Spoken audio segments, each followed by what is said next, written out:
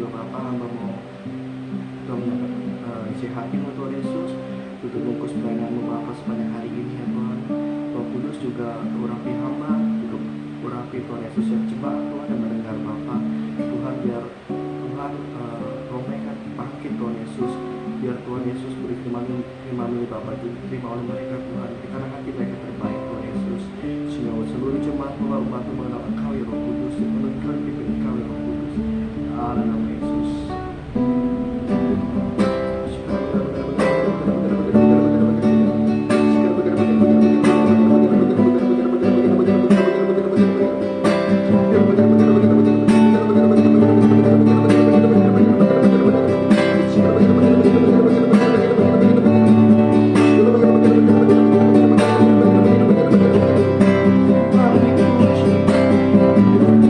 Semua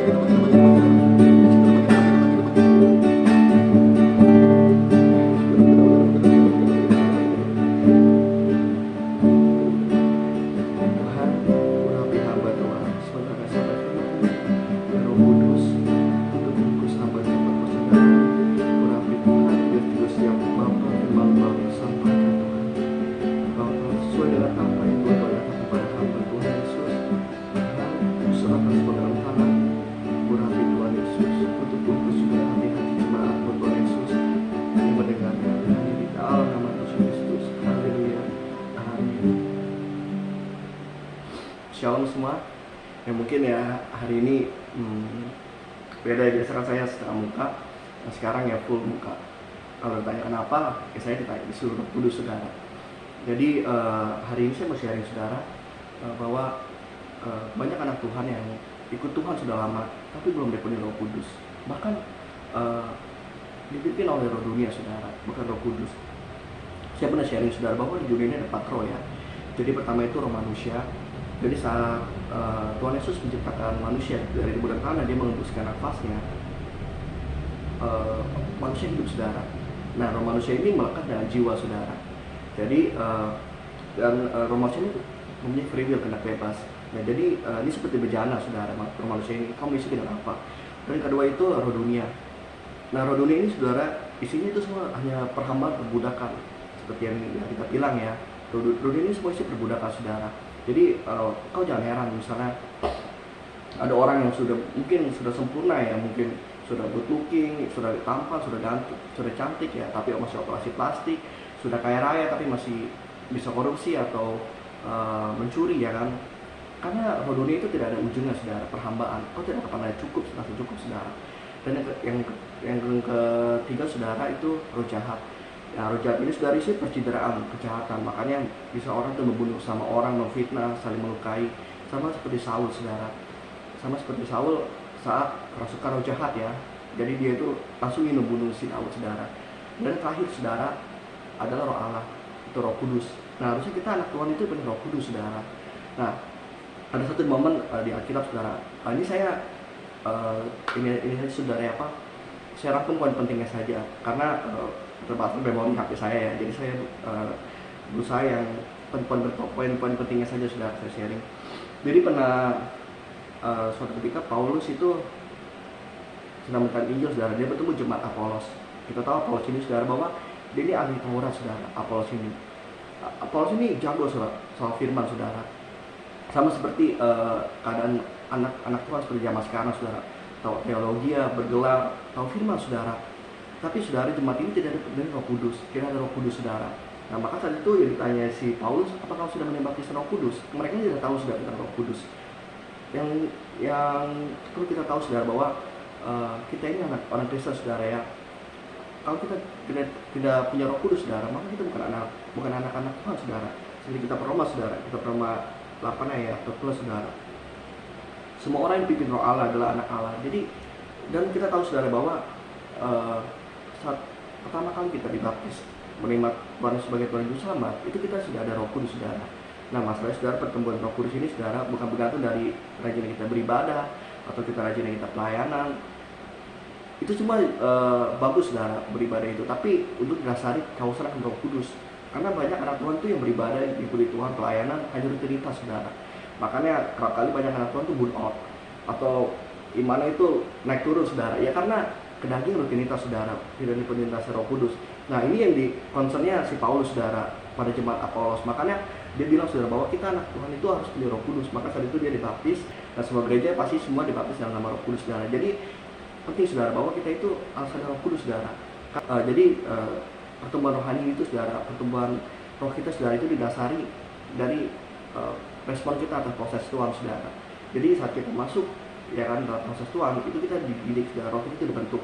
Kita mungkin dibenturkan dalam keadaan ataupun orang-orang yang enak saudara. Dari situ proses saudara supaya pendewasaan roh kita. Dan itu juga respon kita saudara. Respon kita, kalau respon kita bagus maka kita naik level, naik tingkat. Dari situ yang menentukan kedewasaan rohmu saudara. Nah, tapi yang anak Tuhan itu pada prosesnya tidak puas saudara. Nah, ini kenapa saudara, ini poin penting saudara. Betul banyak pertanyaan, kenapa anak Tuhan itu tidak kuat diproses? Karena hanya satu saja kok masalahnya. Karena yang respon itu bukan Roh Kudus, tapi keraginganmu. Jadi kalau engkau dipimpin oleh Roh Kudus saudara, maka yang dihasilkan buah roh saudara. Kau tidak akan miskomunikasi dengan Tuhan. Roh Kudus itu seperti server saudara. Kau mengerti saudara panggilan hidupmu, kau mengerti kehendak Tuhan. Karena Roh Kudus itu pribadi Tuhan sendiri saudara. Tapi kalau kau meresponi proses Tuhan, kau meresponi ujian yang Tuhan berikan atau pencobaan dari iblis, pencobaan dirimu sendiri dengan kedaginganmu, kau akan hancur saudara. Karena daging ini lemah seperti kita bilang ya, penuh ambisi, amarah, penuh kecewaan saudara, penuh iri dengki, penuh pengakuan manusia, pujian. Maka saudara, kalau engkau saat menerima proses Tuhan masuk dalam ujian Tuhan atau pencobaan si iblis, kau respon dengan daging, maka kau tidak akan bisa, saudara. Kau akan mental, saudara. Ini alasannya kenapa anak Tuhan itu tidak kuat di proses, saudara. Karena meresponnya dengan kedagingan, bukan Roh Kudus, saudara. Nah, makanya penting, saudara, bahwa kita ini firman hidup sudah kita tahu ya, firman Tuhan ini, saudara ya. Tapi saudara, kita tidak bisa menghidupkan firman tanpa Roh Kudus, saudara. Kita tidak akan bisa melakukan firman Tuhan tanpa Roh Kudus. Tidak mungkin kita bisa mempunyai kekuatan untuk mengampuni kalau bukan Roh Kudus, saudara. Tidak mungkin kita bisa dapat berbuah-buah roh tanpa Roh Kudus, saudara. Namanya juga buah-buah roh, saudara, bukan buah kedagingan ya. Maka saudara, kita perlu namanya dipimpin Roh Kudus. Nah, anak Tuhan itu sekarang banyak yang tidak dipimpin Roh Kudus dalam hidupnya, saudara. Ya mungkin ya di 4 roh itu, saudara, mereka itu hanya dipimpin oleh roh kedaging, roh dunia sudah kebanyakan ya. Jadi makanya, saudara, anak Tuhan itu mengikuti Tuhan tuh akhirnya sering merasa tidak cukup, tidak ada damai sejahtera, karena hidupnya bukan dipimpin roh Kudus, saudara, bukan roh Allah, saudara, tapi roh dunia yang tidak pernah cukup, roh perhambaan, saudara.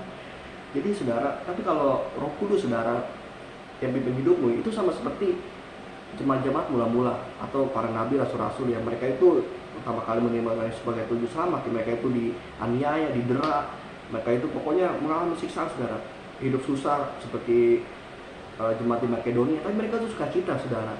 Karena apa? Roh Kudus. Karena Tuhan harus bilang, saudara, bahwa damai sejahtera yang Tuhan berikan itu beda dengan yang diberikan dunia. Dunia itu hanya temporari, saudara, dan tidak bisa dipegang, saudara. Binasa, saudara, tidak kekal, saudara. Tapi damai sejahtera Tuhan itu kekal abadi, saudara. Itu Roh Kudus, saudara.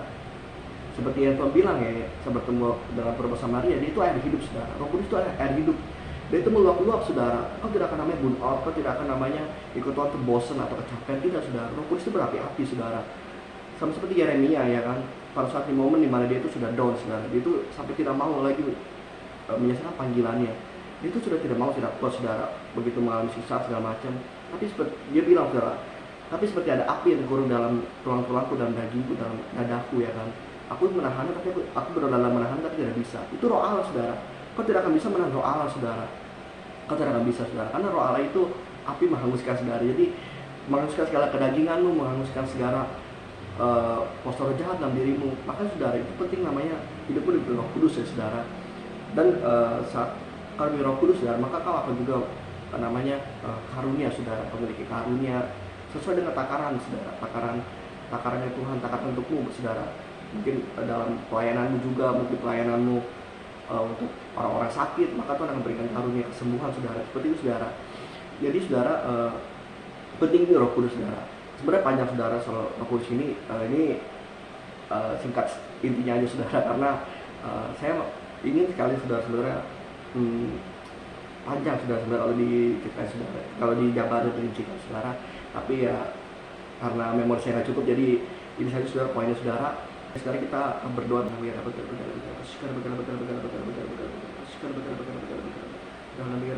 nama Yesus. Tuhan, hamba sudah mendengar firman-Mu, Tuhan Yesus. Berkati Tuhan setiap menonton, Tuhan, jemaat umat-Mu menonton sekarang ini ya Allah. Hamba berdoa, Tuhan, berikan dengan Roh Kudus-Mu, Tuhan Yesus. Aku berdoa, Bapa, aku berdoa, Bapa, hamba berdoa, Tuhan Yesus. Hamba minta Roh Kudus, Tuhan, bagi setiap umat-Mu yang menonton, Tuhan, dalam nama Yesus Kristus. Segala kuasa jahat iblis, segala roh kutuk-kutuk, roh kepahitan, roh dendam, roh amarah, sakit penyakitku, kebaskan, kuhancurkan hanya di dalam nama Yesus Kristus, dalam nama Tuhan Yesus Kristus. Tuhan, hamba berdoa, Tuhan Yesus. Tuhan, biar seluruh jemaat-Mu mengalami kebenaran akan Engkau ya Roh Kudus, mengenal Engkau dalam roh dan kebenaran, sehingga pengikutan mereka akan berbeda, Tuhan. Sehingga Bapa, seluruh umat-Mu, Tuhan, mengalami Engkau ya, mengerti isi hati-Mu ya Roh Kudus, mengerti isi hati-Mu ya Tuhan, sehingga mereka sampai disering pada panggilan-Mu, Tuhan. Hamba serahkan ke dalam tangan-Mu, Tuhan Yesus. Tuhan memberkati dan melindungi Engkau, Tuhan menyinari Engkau dengan wajah-Nya, beri Engkau damai sejahtera. Tuhan, aku berdoa, Tuhan, bagi setiap umat-Mu, Tuhan, menonton hanya di dalam nama Yesus Kristus. Haleluya, amin.